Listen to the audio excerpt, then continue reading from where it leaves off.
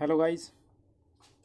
जैसा कि अपना सेशन नंबर 2 मतलब जो मैं बता रहा था कि जो मेरे चैनल पे मैं साथ साथ जो भी एग्ज़ाम्स निकलेंगी मतलब जॉब निकलेंगी उनकी नोटिफिकेशन के बारे में मैं आपको क्या करूँगा, डिस्कशन करूँगा मेरे चैनल पे। ठीक है। तो अब मैं बात कर रहा हूँ बिहार लोक सेवा आयोग, बीपीएससी। ठीक है। इसमें क्या हुआ कि असिस्टेंट इंजीनियर की वैकेंसीज निकली है। कितनी? असिस्टेंट इंजीनियर की वैकेंसी 192 निकली है। ठीक है। अब उनके लिए मैं बताऊंगा कि उसमें कौन कौन सी ब्रांचेज अप्लाई कर सकती हैं और क्या क्या एजुकेशन क्वालिफिकेशन है और जो एग्ज़ाम का स्ट्रक्चर है वो कैसा है, पैटर्न कैसा है। ठीक है। तो ये जो सहायक अभियंता सिविल की वैकेंसी ने, सिविल में सबसे ज़्यादा वैकेंसी निकली है। कितनी? 192 वैकेंसीज निकली है अनारक्ष। और इसमें क्या है, इसमें डिटेल बात करूंगा मैं आपको इस नोटिफिकेशन के बारे में फुल्ली। जो अनारक्षित वर्ग है उसमें कितनी वैकेंसी है? अनारक्षित मतलब जो जनरल कैटेगरी, उसमें 77 वैकेंसीज निकली है। ठीक है। उसमें से 28% अपनी महिलाओं के लिए भी छोड़ी गई है। ठीक है। जो 77 कितनी है पुरुष के लिए, 28 जो सीटें हैं वो किसके लिए? महिलाओं के लिए। आर्थिक रूप से कमजोर मतलब ईडब्ल्यूएस के लिए 19 और महिलाओं के लिए 5। अनुसूचित जाति एसटी के लिए 31 और 11। अनुसूचित जनजाति एससी के लिए 2 और 0 महिलाओं के लिए। अत्यंत पिछड़ा वर्ग ओबीसी के लिए 34 और महिलाओं ओबीसी के लिए 12 है। ठीक है। पिछड़ा वर्ग बैकवर्ड क्लास नॉन क्रीमी लेवर शायद उसी का है, और उसके लिए 23 है और 6। पिछड़े वर्ग की महिलाओं के लिए 6 और 2। तो ऐसा मिला के 192 वैकेंसीज निकली हैं। किसके लिए? वो निकली हैं पुरुषों के लिए टोटल कैटेगरीज में। ठीक है। और 64 निकली है महिलाओं के लिए, लेडीज वुमेंस के लिए। ठीक है। अब जो बात करते हैं इनमें क्या कि जो दिव्यांगजनों के लिए भी यहाँ पे वैकेंसीज निकली हैं। ठीक है। जो दृष्टिबाधित हैं उनके लिए 2 निकली हैं। मूक बधिर जो बोल नहीं सकते उनके लिए भी 2 निकली हैं। अस्थि विकलांग जो हड्डियों से किसी तरह विकलांग उनके लिए भी 2। मनोविकार या बौद्ध उसके लिए भी 2 वैकेंसीज निकली हैं।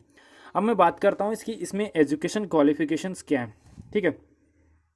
एजुकेशन क्वालिफिकेशन क्या है इसमें कि एजुकेशन क्वालिफिकेशन है कि इसमें जो सिविल के लिए डिग्री होनी चाहिए एआईसीटीई से अप्रूव्ड। किसी भी इंस्टीट्यूट, भारत में जो भी इंस्टीट्यूट हैं, किसी भी विश्वविद्यालय या किसी भी कॉलेज से वो एआईसीटीई से अप्रूव्ड हो, उसमें सिविल इंजीनियरिंग की डिग्री होनी चाहिए। अथवा और जैसे कि वो एग्जाम में नहीं क्वेश्चन नहीं आता कि और में दो दो क्वेश्चन होते हैं वो और लगा के, तो या विश्व जो यूजीसी के द्वारा मान्यता प्राप्त किसी विद्यालय या डीम यूनिवर्सिटी से भी जो डिग्री ली हुई है नियमित रूप से संचालित, मतलब रेगुलर होनी चाहिए, डिस्टिंक्ट नहीं होनी चाहिए जो डिग्री होनी चाहिए। ठीक है। वो होनी चाहिए रेगुलर। तो वो भी हमारे यहाँ क्या है, इसमें जो वैकेंसी है इसमें एप्लीकेबल है वो डिग्री भी। ठीक है। अब बात करते हैं इसके जो दूसरा जो बात करते हैं कि यांत्रिक अभियंता मतलब मैकेनिकल इंजीनियर्स के लिए कितनी वैकेंसीज निकली है। मैकेनिकल इंजीनियर्स के टोटल वैकेंसीज निकली हैं, वो निकली हैं यहाँ पे 61 वैकेंसीज। ठीक है।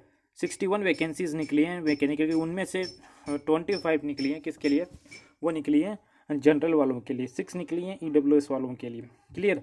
और जो एससी वर्ग एसटी वर्ग है उसके लिए 9 वैकेंसीज निकली है। ठीक है।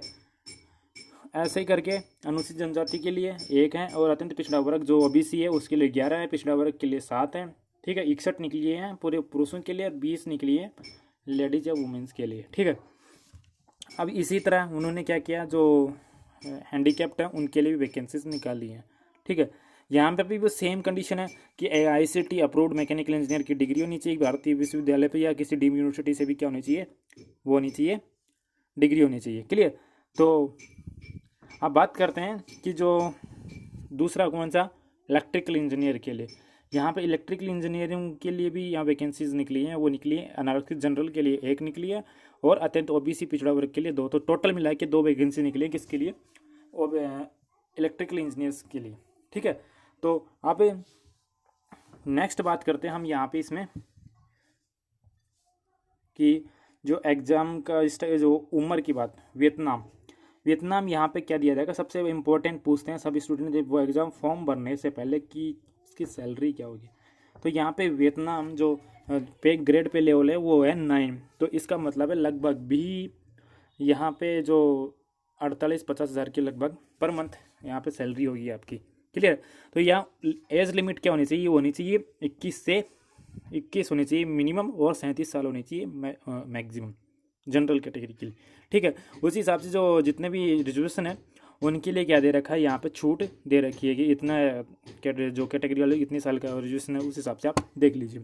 ठीक है, अब बात करते हैं दिव्यांगजनों के लिए भी क्या है, दिव्यांगजनों के लिए भी यहाँ अलग से रिजर्वेशन है उसके लिए भी, और भूतपूर्व सैनिक है या एक्स सर्विसमैन है उनके लिए भी छूट है।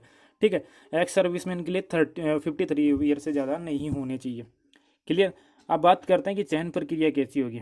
ठीक है, चयन प्रक्रिया में टोटल एक जो होगा पेपर होगा उसके लिए 40% लाना अनिवार्य रहेगा उसमें, जनरल कैटेगरी वालों के लिए। ठीक है, 40% अनिवार्य होगा लाना उनके लिए, और 36.5% 36.5% ओबीसी वालों के लिए।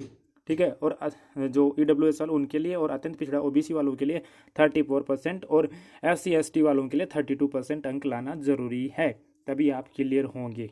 ओके, अब यहाँ पे एग्जाम पैटर्न की बात करते हैं। ठीक है, अनिवार्य पेपर क्या है, यहाँ पे जो जनरल इंग्लिश है उसका पेपर होगा 1 घंटे का, वो 100 मार्क्स का होगा।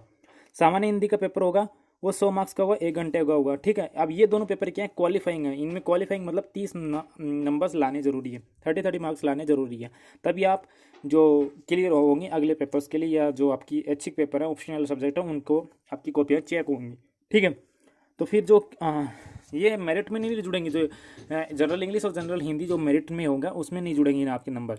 सामान्य अध्ययन मतलब जनरल स्टडीज़ के लिए 1 घंटे का पेपर होगा, 100 नंबर का होगा, वो जुड़ेगा। और सामान्य अभियंत्रण विज्ञान मतलब सामान्य जो बेसिक इंजीनियरिंग है, जिसमें इलेक्ट्रिकल होगा, जो नॉर्मल इंग्लिश जो बेसिक इंजीनियरिंग है वो आएगी, वो 1 घंटे 100 मार्क्स के। ठीक है, अब जो ऐच्छिक पेपर है उनमें क्या है, सिविल इंजीनियर्स के लिए क्या है, ऑब्जेक्टिव क्वेश्चन होंगे 1 घंटा और 100 मार्क्स का। ठीक है, दूसरा पेपर भी होगा, वो 1 घंटा का होगा, 100 मार्क्स का होगा। ठीक है, आप वही सेम कंडीशन जो मैकेनिकल है उनके लिए होगा और इलेक्ट्रिकल वालों के लिए भी होगा। तो यहाँ पे ऑप्शनल मतलब जो ऑब्जेक्टिव क्वेश्चन है यहाँ पे जो वस्तुनिष्ठ क्वेश्चन कहाँ पे है, वस्तु मीन्स यहाँ पे कन्वेंशनल पेपर नहीं है, ओनली ऑब्जेक्टिव क्वेश्चन ही आएंगे। क्लियर, ऑब्जेक्टिव क्वेश्चन से ही आपके यहाँ पे क्या होगा, सिलेक्शन होगा। ठीक है, तो ये था कुछ जो इन्फॉर्मेशन मैं किसके बारे में देना चाहता, बीपीएससी से निकली जो वैकेंसी है उनके बारे में। ठीक है, तो यहाँ पे जो फीस है उसकी बात कर लेता हूँ। फीस है 750 रुपये, किसके लिए, जनरल वालों के लिए, 200 रुपये किसके लिए, केवल बिहार राज्य के अनुसूचित जनजाति और जनजाति के वालों के लिए। ठीक है, और बिहार वालों के लिए 200 रुपये। ठीक है, दिव्यांगजनों के लिए भी 200 रुपये ही है। अन्य उम्मीदवारों जो 750 रुपये हैं उनके लिए ये फी है। अब बात करते हैं कि जो ऑनलाइन कब से कर एग्ज़ाम रजिस्ट्रेशन कब से कर सकते हैं, तो 4 मई से स्टार्ट हुआ है और ये 18 मई तक चलेगा, 18 मई तक ये चलेगा। ठीक है, ऑनलाइन के माध्यम से भुगतान आपको पेमेंट करनी है, 25 मई तक ही आपको क्या करना है, पेमेंट करना है। ठीक है, और जो आवेदन की अंतिम तिथि है, रजिस्ट्रेशन कहाँ से करना है, 4 से 5, और आवेदन की ऑनलाइन की अंतिम तिथि है 2/6/2020 है। क्लियर, 2/6/20 है। ठीक है, और तो ये है आज के लिए बीपीएससी के लिए। जो अब आज जैसे ही अगला कोई नोटिफिकेशन निकलेगा मैं आपको तुरंत क्या करूँगा, आपको उसके बारे में बताऊंगा। इसके लिए क्या करना है, आपको मेरा चैनल शेयर करना, सब्सक्राइब करना और लाइक करना।